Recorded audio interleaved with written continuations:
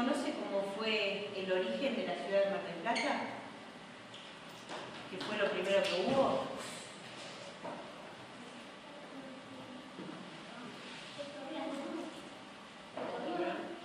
Bueno, sí, estaba. Eso fue lo primero que hubo. Sí. El Saladero fue el origen de la ciudad, el torreón estaba. El Saladero fue el origen de la ciudad. En 1857, un consorcio brasilero-portugués, cuyo representante era alguien que habrán escuchado nombrar alguna vez, Coelho de Meireles, adquirió tierras en la zona e instaló un saladero en la zona que hoy conocemos como Punta Iglesias. Alrededor del saladero, como ocurría en esa época, se construyeron viviendas para las personas que trabajaban, y así fue como comenzó a estar población en este lugar, a haber población en este lugar.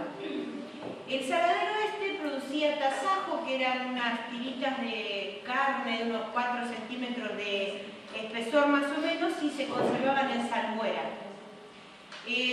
Como la Argentina era un país, y sigue siendo, muy rico en productos agropecuarios, y en esa época fue cuando se comenzó de forma muy marcada la División Internacional del Trabajo. El rol que Argentina cumplía era el de agroexportador.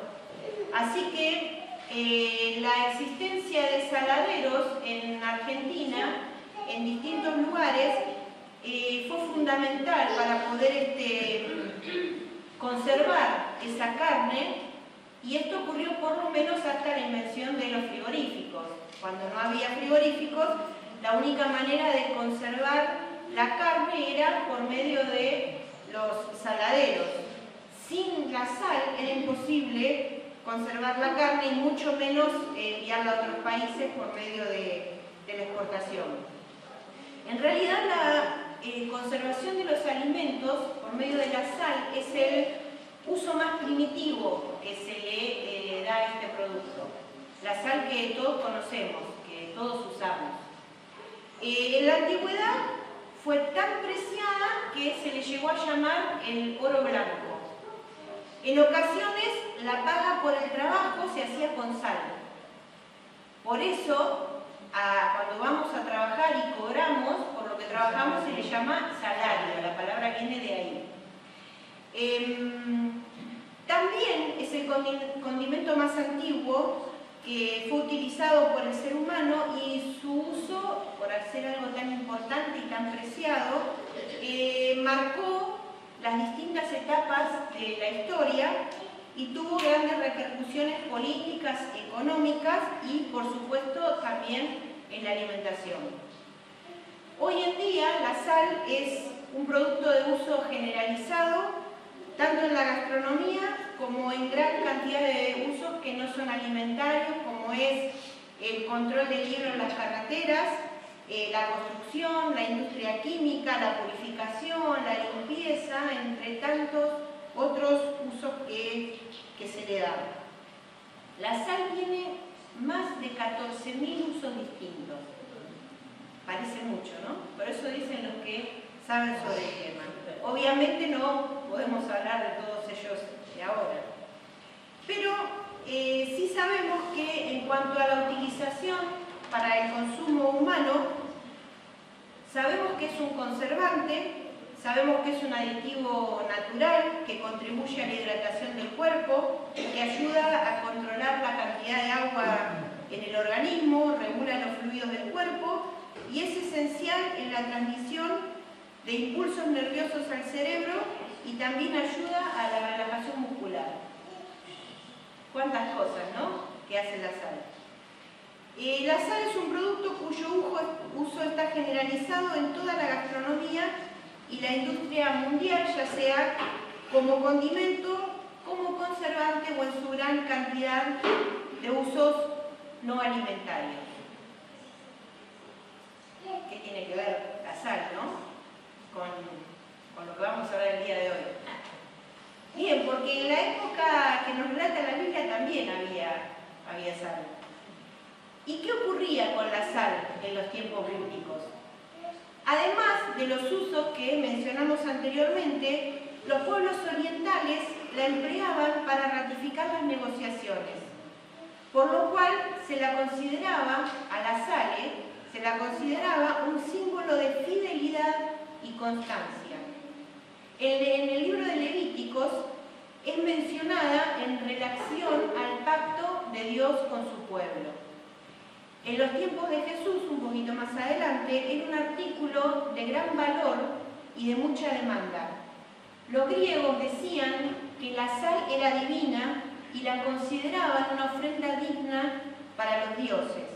Y los soldados romanos muy a menudo cobraban el sueldo en sal. La Biblia menciona varias veces la palabra sal, pero hay un versículo fundamental que nos habla de ella y es el que nos convoca a meditar hoy en día. Este pasaje se encuentra en el libro de Mateo, capítulo 5, versículo 13, y seguramente todos ustedes lo conocen, es aquel que dice, ¿cómo? Vosotros sois la sal de la tierra. Sí, es ese, el pasaje que dice, ustedes son la sal de la tierra. Pero vamos a ponernos un poquitito en contexto para entender por qué Jesús le dijo esto a sus discípulos. ¿Por qué Jesús en ese día y en ese momento les dijo, ustedes son la sal de la tierra? Para entender esto vamos a leer desde el comienzo del capítulo 5, Mateo 5, 1 al 13. Estamos también en un pasaje que es muy conocido por todos, Jesús con la multitud. ¿Qué? Por ahí me están diciendo. ¿Qué estaba haciendo? Y dando el sermón, ¿sí? Uno de los tantos sermones que él daba, el sermón del monte y lo que nosotros conocemos como la bienaventuranza. Y la palabra del Señor dice así en Mateo 5, versículo 1, cierto día, al ver que las multitudes se reunían, Jesús subió a la ladera de la montaña y se sentó. Sus discípulos se juntaron a su alrededor y él comenzó a enseñarles. Dios bendice a los que son pobres en espíritu y se dan cuenta de la necesidad que tienen de él, porque el reino de los cielos le pertenece. Dios bendice a los que lloran, porque serán consolados. Dios bendice a los que son humildes, porque le darán toda la tierra. Dios bendice a los que tienen hambre y sed de justicia, porque serán saciados. Dios bendice a los compasivos, porque serán tratados con compasión. Dios bendice a los que tienen corazón puro, porque ellos verán a Dios. Dios bendice a los que procuran la paz, porque serán llamados hijos de Dios. Dios bendice a los que son perseguidos por hacer lo correcto, porque el reino del cielo les pertenece. Dios los bendice a ustedes cuando la gente les hace burla y los persigue y miente acerca de ustedes y dice toda clase de cosas malas en su contra, porque son mis seguidores. Alégrense, estén contentos, porque les espera una gran recompensa en el cielo, y recuerden que a los antiguos profetas los persiguieron de la misma manera. Ustedes son la sal de la tierra, pero ¿para qué sirve la sal si ha perdido su sabor? ¿Pueden lograr que vuelva a ser salada? La descartarán y la pisotearán como algo que no tiene ningún valor. Jesús, al utilizar en esta ocasión la sal como ilustración, no lo hizo al azar. Él pensaba y medía todo lo que decía. Sabía el valor que la sal tenía y especialmente el que tenía para la sociedad en la cual se estaba dirigiendo.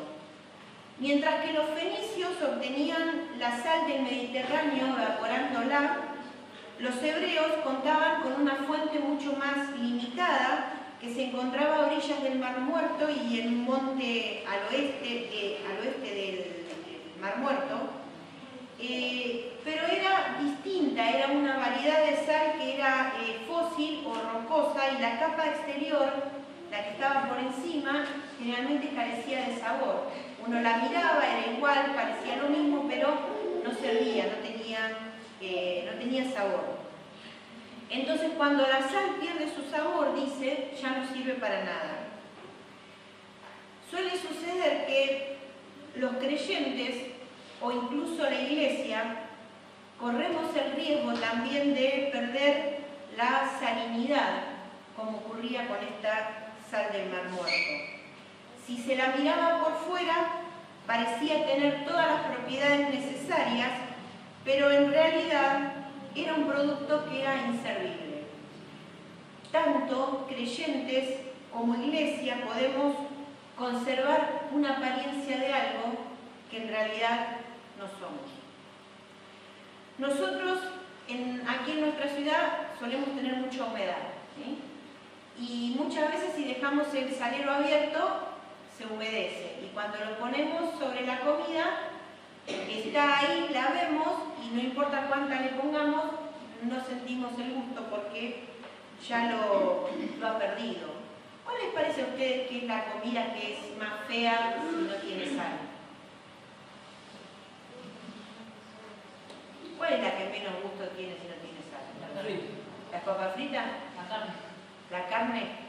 A mí me parece que es la polenta. ¿Nunca comieron polenta sin sal? Bueno, para mí la polenta es la que es más fea si no tiene sal.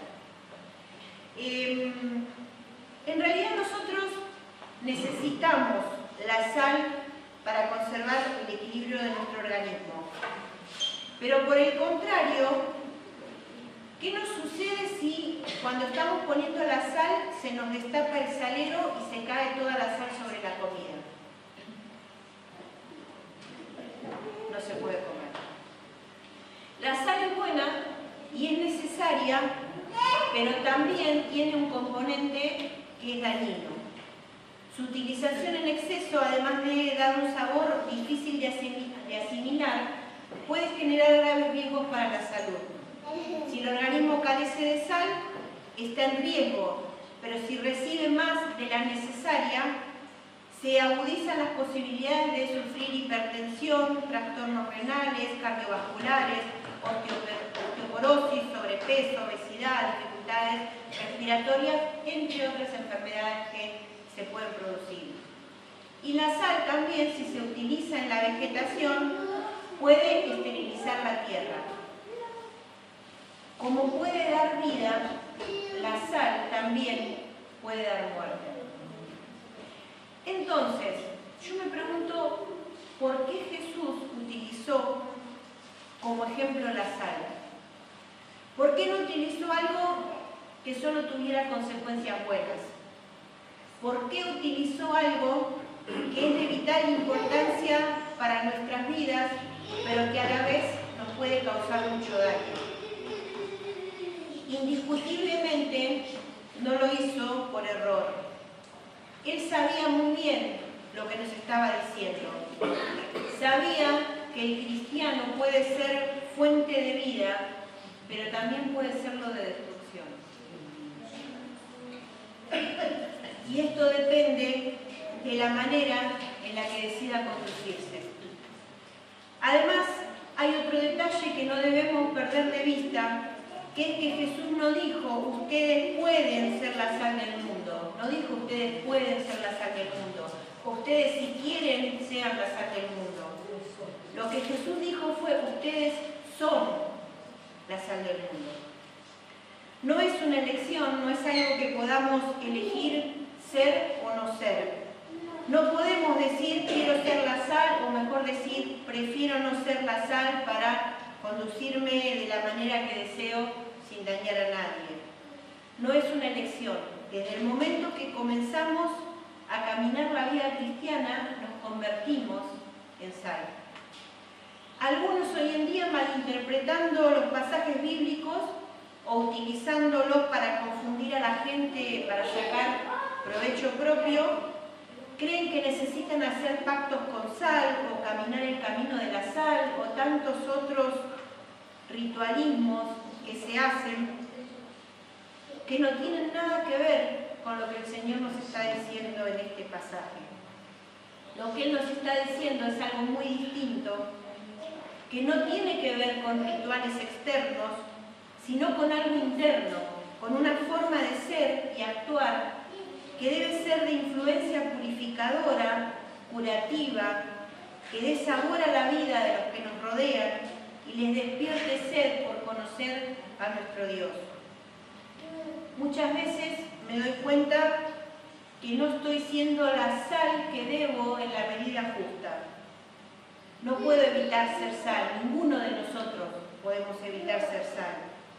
Pero a veces soy poca sal o a veces soy mucha sal y no estoy siendo la sal en la medida justa en la que el Señor quiere que lo sea. Y la gente que nos rodea tiene puesta su mirada en nosotros. Si salamos poco o salamos mucho, estamos influenciando de una manera que no está correcta a la gente que nos rodea y ambas no son buenas. De la misma manera que la sal puede perder su salinidad, nosotros podemos perder nuestra capacidad de influir positivamente en los que nos rodean o, por el contrario, ser demasiado salados y causarles daño. Pero ¿qué es entonces ser sal? ¿De qué venía hablando Jesús cuando introdujo este concepto? En el texto bíblico lo encontramos inmediatamente después de aquellos que nosotros conocemos y que ustedes me decían al principio como las bienaventuranzas.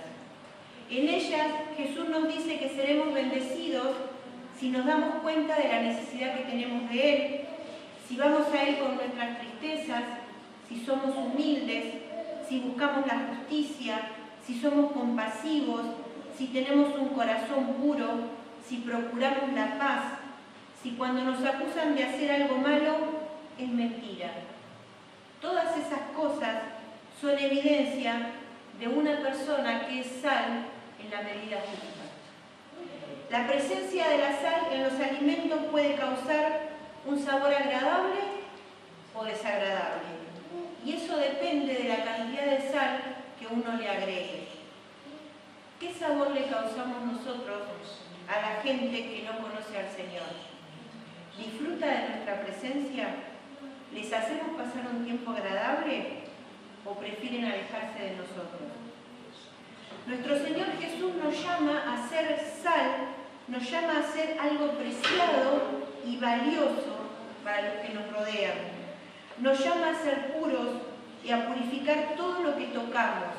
Nos llama a conservar, a curar, a darle sabor a la vida de los que están a nuestro lado. Pero también nos advierte que podemos perder nuestra salinidad y convertirnos en algo inútil, o por el contrario, algo dañino y destructivo. De cualquiera de las dos maneras no estaríamos cumpliendo con nuestro llamado. Las verdades del Evangelio deben ser transmitidas de manera sana y en la medida exacta, con prudencia, moderación y equilibrio. El testimonio del discípulo de Cristo debe ser una influencia que da sabor, que cura, que preserva, que purifica y que despierta la sed por conocer al Señor. Que Dios nos ayude a generar este efecto en las personas que nos rodean en todos los ámbitos en los que nos movemos. Oremos. Señor, nos ponemos delante de tu presencia y te pedimos que, sabiendo que nos has puesto como sal en esta tierra, podamos ser, Señor, la sal que tú nos has llamado a ser y podamos serlo en la medida justa para que, donde sea que estemos, bendigamos a los que nos rodean. En el nombre de Jesús te lo pedimos. Amén. Gracias.